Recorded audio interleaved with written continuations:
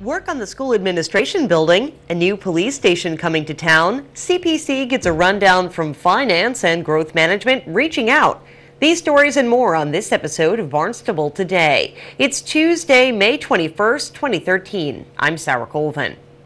A reminder that the Greater Hyannis Civic Association is holding its annual meeting tonight. The evening begins with a social hour from 5:30 to 6:15. In addition to a report on the Civic Association's activities for the past year, State Rep Brian Mantle and Assistant Town Manager Mark Ells are slated to speak. The annual meeting is taking place in the downstairs room at the Hyannis Yacht Club. If you attend, the GHCA reminds you to park at Veterans Beach and walk to the club. The meeting begins at 5:30 tonight.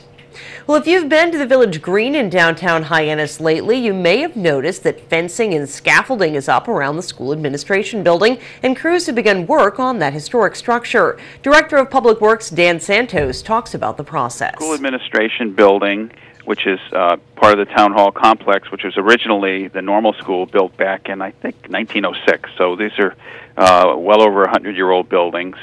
And during that time, they've had various things happen to them, which have resulted in water intrusion and things that need to be repaired and taken care of, which is really just the normal course in buildings that get to be this age. And as you remember, a couple of years ago, we had scaffolding all around the town hall building, just like this. We're really taking on similar work. Most of the work we're doing is replacing the windows throughout the building with more energy efficient and operable windows, and we are replacing the doors. We're working on flashing up around the dormers and at the roof line, replacing the rotted flashing with new copper flashing. We're putting snow guards on the roof. The reason for that is on these slate roofs, the snow can build up and then kind of avalanche off, so we put a little device up there so it won't do that. There are some slate roof repairs, but we're not replacing the roof.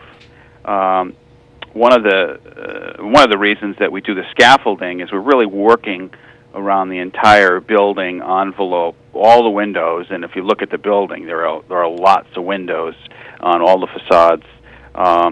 But we'll be grinding out all of the mortar joints between the bricks and replacing that mortar. That's called repointing, and that's a very important. Repointing is a very important part of the process, because what happens is that mortar breaks down over the decades, and water can get into the building. And what happens is you get moisture buildup, and then the plaster starts coming off. And if you look at some of the offices in there, you can see that where the walls are bubbling and whatnot. And they've had water damage over the years. So we're replacing the pointing.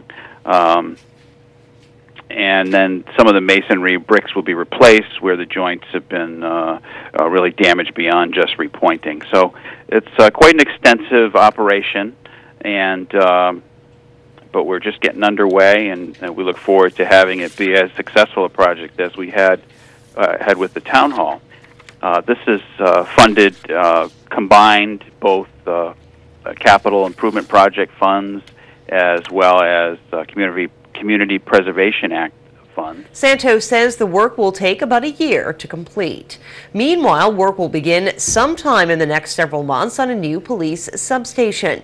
Chief of Police Paul McDonald says the Main Street Hyannis station has been so successful, the department is now searching for a location in the western part of town. The Hyannis station on Main Street Hyannis, we want to try to duplicate that success on the outer sectors. We're looking to set up another substation somewhere along the Route 28 corridor, somewhere probably from off of West Barnstable Road out in the westerly direction out towards 130. We have not picked a location yet. We'll probably start that process sometime in July. We originally put in a request for $28,000. That's based on what our expenses is for the Hyannis station. That did not get approved. We got approved for $7,000, which basically will fund the station for a quarter of the year, which is fine because we really don't have the staffing level yet to really fully staff that station out there. So we are looking forward to it. We will get it started, and there are many reasons why we're doing this. We have seen an uptick on some violent crime out in the western villages. You know, the Eastern Bank out there, as you know, has been robbed twice. The 7-Eleven on West Barnstable Road has been robbed twice. Domino's Pizza has been robbed twice, and that number of robberies that have are occurring out there is extraordinary, especially when right now they're outnumbering the number of problems that we have in Hyannis. So I think we've been successful at what we've done in Hyannis, and we want to move and put that same plan together in the western part of the town. The chief anticipates the new station will be up and running by April of 2014.